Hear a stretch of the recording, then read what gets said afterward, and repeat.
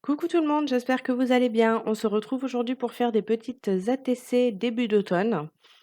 Donc tout d'abord, je vais utiliser la plaque de comment dire, la palette plutôt de d'aquarelle de chez Action, là, les aquarelles irisées. Donc je vais prendre cette couleur un petit peu. Ils appellent ça rose. Bon, je trouve que ça, c'est peut-être saumon, voilà. Donc là, je vais faire mon fond. Donc ça, j'utilise également les pinceaux à réservoir d'eau de chez Action. Bon, c'est pas mon outil préféré, mais comme j'ai qu'un seul pinceau pour faire de l'aquarelle et que j'ai peur que les paillettes abîment ce pinceau, je préfère ne pas l'utiliser en fait sur ces aquarelles-là. Je préfère le garder vraiment que pour mon aquarelle Faber Castell ou quelque chose comme ça. Je me rappelle plus le nom. Donc voilà, donc du coup là, je galère un petit peu à remettre un peu d'eau, tout ça. En fait, le pinceau sèche vite, mais en même temps, il est toujours humide. C'est compliqué.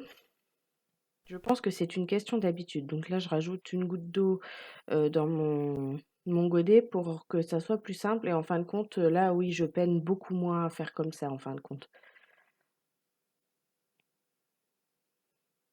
Vu que j'ai pas utilisé non plus des quantités d'eau, hein, j'ai travaillé sur du papier sec. D'ailleurs, c'est même pas du tout du papier aquarelle, mais c'est un papier que j'aime beaucoup. C'est du Bristol. Je ne sais plus la marque, mais c'est un bon Bristol blanc classique. Voilà, j'aime beaucoup travailler avec ce papier pour tout d'ailleurs.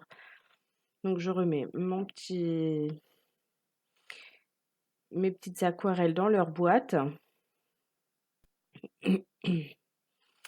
Ensuite, je vérifie que mon aquarelle est bien sèche et oui, ça sèche vraiment vite.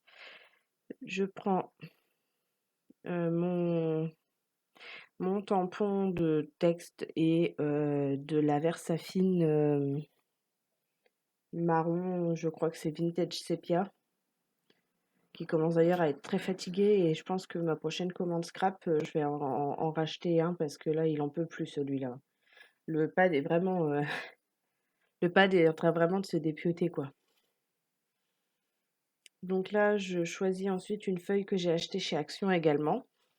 Donc j'avais tamponné à l'envers, donc c'est pas grave, j'ai retourné mon ATC. Comme j'en garde toujours une pour moi, bah, ça sera la mienne.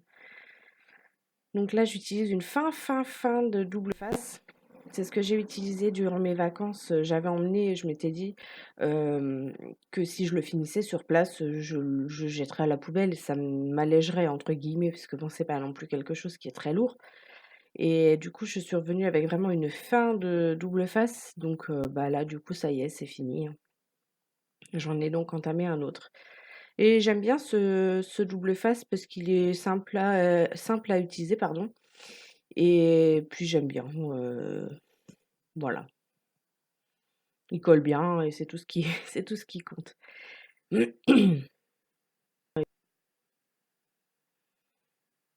Donc voilà, je place ma feuille entre les deux en fait, tout simplement. Donc j'appuie bien pour que tout colle bien. Ensuite, je prends ma machine à découpe. Je choisis mon die, je choisis mon papier, je passe dans la machine. Donc je fais pareil pour mes 4 éléments. Ensuite, comme ma feuille est bien sèche, je coupe en deux et donc je récupère mes 2 ATC en fait. Donc là, je commence à placer mes petits éléments hein, pour voir un petit peu comment je vais les placer, si ça me convient. Donc là, oui, ça me plaît. Donc c'est parti, on colle. Donc toujours avec ma colle en embout fin. Donc là, vraiment, ça, c'était vraiment un achat très intelligent, je dirais. Maintenant, reste plus qu'à trouver après une recharge de colle pour mettre dedans. Donc si vous avez des suggestions à me faire, n'hésitez pas dans la barre de commentaires à me dire quelle colle blanche vous utilisez. Donc voilà, ensuite je colle ma deuxième feuille que je fais évidemment tomber hein. Côté colle, bien sûr, c'est comme la tartine de confiture, hein, c'est pareil. Donc voilà, j'appuie bien, j'ai fait mes deux. J'ai l'ordi qui se met en veille pendant que je fais ma voix, ça c'est super parce que du coup tout bug.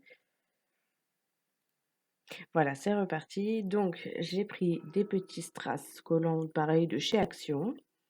Ensuite, j'ai choisi un stylo bille que j'ai depuis excessivement longtemps puisque je l'avais acheté au lycée et que bah, là, ça fait déjà une dizaine d'années quasiment que j'ai quitté le lycée, donc je m'en suis quasiment jamais servi d'ailleurs de cette couleur en particulier.